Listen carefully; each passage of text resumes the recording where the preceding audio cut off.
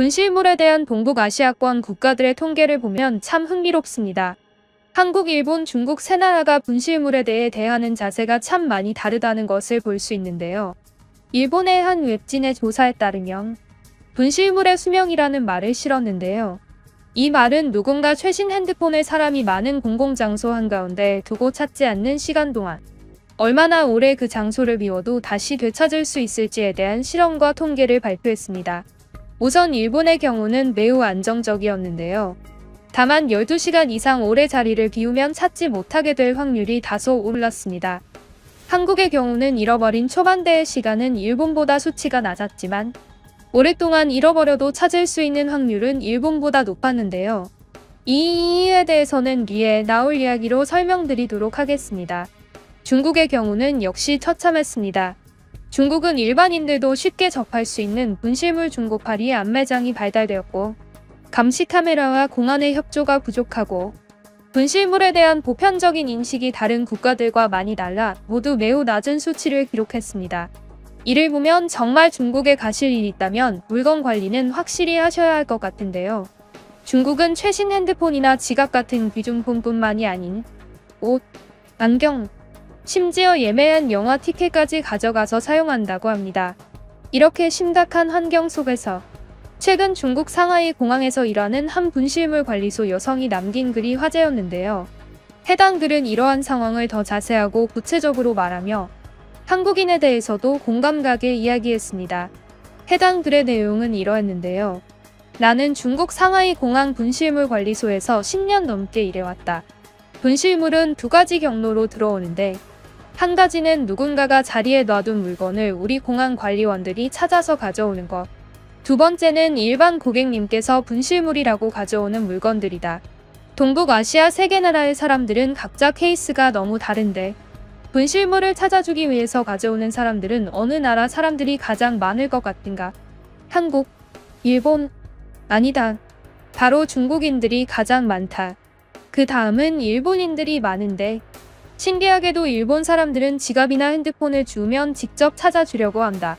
일본 사람들은 중국인들을 믿지 않기 때문에 분실물인 지갑을 공항에 맡긴다고 해도 그들은 공항을 믿지 않아 공항이 그것을 가져갈 것을 염려해 직접 분실자에게 찾아주기를 원한다. 그러다가 직접 찾아주지 못하면 자기가 갖는 식이다. 중국인들은 물건을 일단 보이면 줍고 값이 나가는 물건인지 자기가 먼저 확인한 다음에 가격이 많이 나간다 싶으면 자기가 갖고 값이 나가지 않으면 자기가 착한 사람임을 자처하며 분실물 보관소에 맡긴다.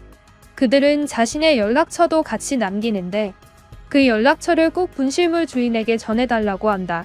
보상을 원하는 것이다. 한국인들은 참 이상한데 그들은 애초에 분실물을 봐도 아무 대응을 하지 않는다. 찾아주려고 하지도 않고 분실물 보관소에 맡기려고도 하지 않는다. 그냥 애초에 자기 물건이 아니면 손을 대지 않는다. 가끔 잃어버린 핸드폰의 경우는 주인이 그 핸드폰을 찾기 위해 그 핸드폰에 전화하는 경우가 많은데 한국인들은 그러한 경우에만 그 핸드폰을 주워서 직접 그 주인과 통화하고 난 다음 직접 찾아주는 행위는 피하려고 한다. 그들은 분실물 보관소에 맡길 테니 가져가라는 식이다. 그들은 딱히 보상을 원하지도 않는다. 한국인들은 분실물에 대한 공포증이 있는 것처럼 보이는 수준이다. 서방권 사람들은 분실물을 보이면 자기가 직접 찾아주려고 하는 경향이 큰데 그들은 분실물을 찾아주겠다는 의지가 너무 크다. 서방권 사람들과 가장 달라 보이는 사람들이 바로 한국인들이다. 실제로 한국에서는 누군가의 분실물을 건드리기만 해도 벌금을 물 수 있는 미친 법이 있다고 한다. 진짜인지는 모르겠지만 실제 한국인들이 분실물 앞에서 보이는 행동을 보면 그러한 말도 안 되는 법안이 실제로 존재하는 것처럼 느껴진다. 반대로 물건을 잃어버리는 사람들이 보이는 반응도 각 나라마다 참 다른데 우선 중국인들의 경우는 모두가 알다시피 정말 요란스럽다. 자기가 물건을 잃어버린 것이 잘못인데 그 잘못을 공항에게 따지는 경우가 참 많다. 모두가 그런 것은 물론 아니지만 꽤 많은 중국인들이 높은 확률로 공항을 상대로 화를 내는 경우가 많다. 일본인의 경우는 분실물을 찾으러 오는 경우가 있긴 하지만 그들은 물건을 잃어버리면 직접 공안을 통해 해결하려고 하는 경우가 많다. 그들이 물건을 잃어버리면 대사관을 찾으려고 한다거나 바로 공안에 신고하려고 하는 경우가 많다.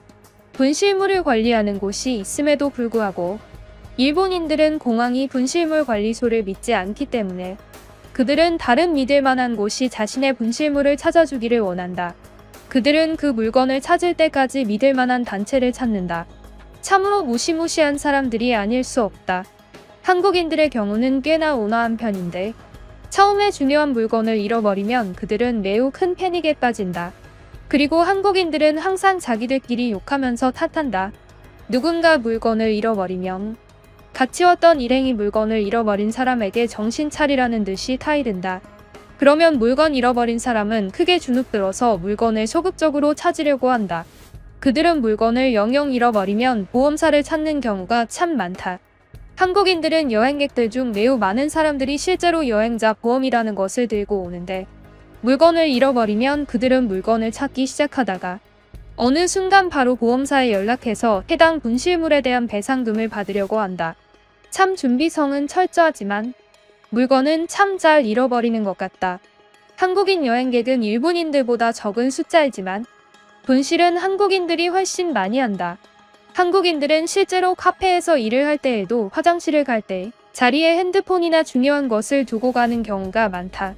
정신을 이상한 곳에 두고 있는 것인지 아니면 중국 소매치기가 두렵지 않은 것인지 중국에는 물건을 훔치는 사람이 없다고 생각하는 것인지 자리를 비울 때 항상 자리에 모든 것을 두고 간다.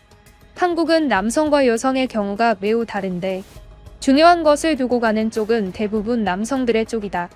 여성들은 대부분 핸드백을 들고 다니며 그 핸드백에 중요한 물건들을 다 담고 다니지만 한국인 남성들은 항상 자리와 테이블 위에 올려놓고 화장실을 갈 때에는 그것을 두고 다녀온다. 당연한 말이겠지만 누군가 그렇게 물건을 두고 가면 당연히 누군가 가져가게 되어 있다. 그러한 문제 때문에 우리 공항과 중국 여행 관련 기관에서는 한국 대사관으로 물건에 대해 조심하라는 공지를 보낸 적이 있다. 그리고 한국의 대사관은 실제로 한국 여행객들을 상대로 물건을 꼭 들고 다니라는 주의를 주기 시작했다고 한다. 도대체 이런 주의를 왜 줘야 하는 것인지 모르겠다. 그들은 자기 물건을 왜 이렇게 관리를 제대로 하지 않는 것인지 다소 이해하기 힘들다. 그런 것을 보면 중국인들은 참 똑부러진다. 그들은 어떤 자리를 다니든 항상 자기 물건을 꼭 챙긴다. 다만 자기 물건이 아닌 것들까지 가끔 챙기는 것은 좀 문제이긴 하다. 모두 장단점이 있다고 생각한다. 중국인들은 매우 적극적이고 자기 물건을 챙기며 다른 사람들의 물건에도 너무 큰 참견을 하는 것이 특징이고 일본인들은 소극적이지만 다른 사람의 물건을 챙겨주려고 하며 자신의 물건에도 크게 주의를 요하며 들고 다닌다. 다만 물건을 잃어버렸을 때는 다소 요란스러운 것이 특징이다. 한국인들은 너무 소극적이고 아무 물건에도 손을 대려고 하지 않는다. 매우 편집증스러운 수준으로 남의 물건에 공포감을 가지고 있으며 자신이 물건을 잃어버리면 누구한테 화를 내는 것이 아닌 오히려 물건 잃어버린 사람이 일행으로 온 누군가에게 욕을 먹는다. 보험으로 모든 것을 처리하려고 하며 자기 물건에 한눈을 쉽게 팔기 때문에 항상 자기 중요한 물건을 어디선가 쉽게 잃어버린다는 특징이 있다. 참 재미있는 동북아 3국이다. 라는 글이었습니다.